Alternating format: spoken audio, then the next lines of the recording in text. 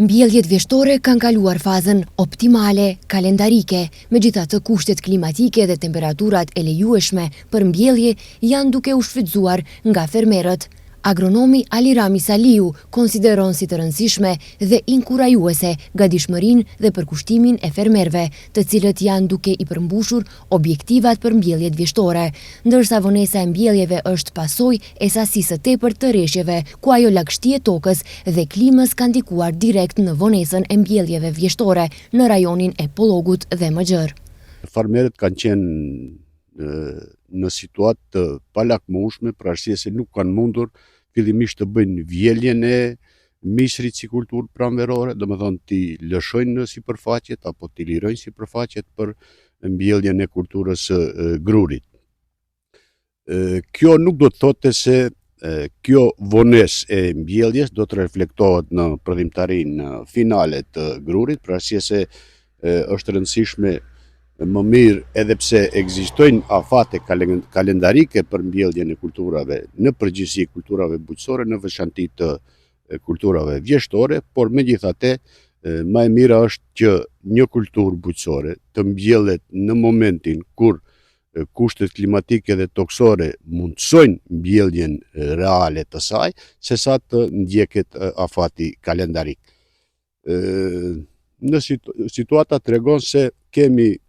sipërfaqe të mbjellura në kohë, ku fillimisht shohim një zhvillim më të mirë të bimës së grurit, por edhe ato sipërfaqe që janë mbjellur me vonesë, është me rëndësi që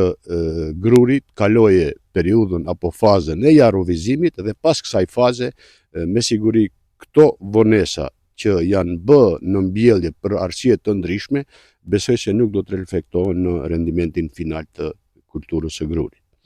Sa i përket sipërfaqes të mbjellura me grur në vendin tonë këtë vit, profesori universitar Alirami Saliu thotë se nuk ka njohuri të saktë, por ato mund të jenë nga 70.000 deri në 75.000 hektar. Realisht nuk kam informacione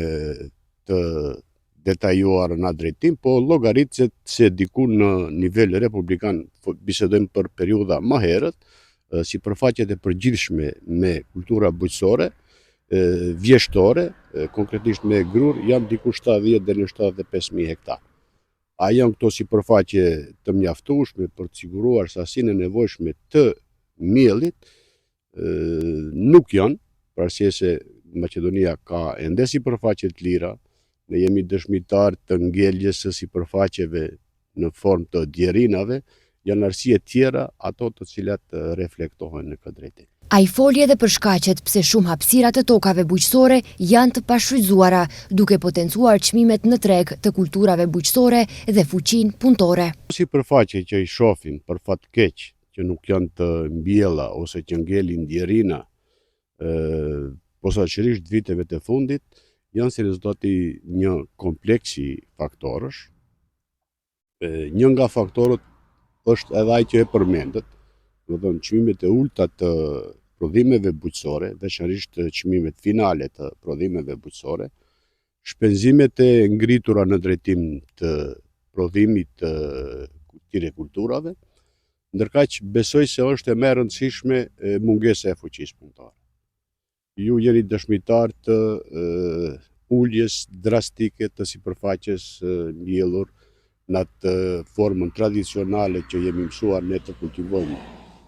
misrin me fasole. Nuk besoj se në Pollog mund të gjejmë në një sipërfaqe të tillë dhe nuk besoj se mund të arrijmë në një prodhimtari të mirë. Kjo si rezultati asaj se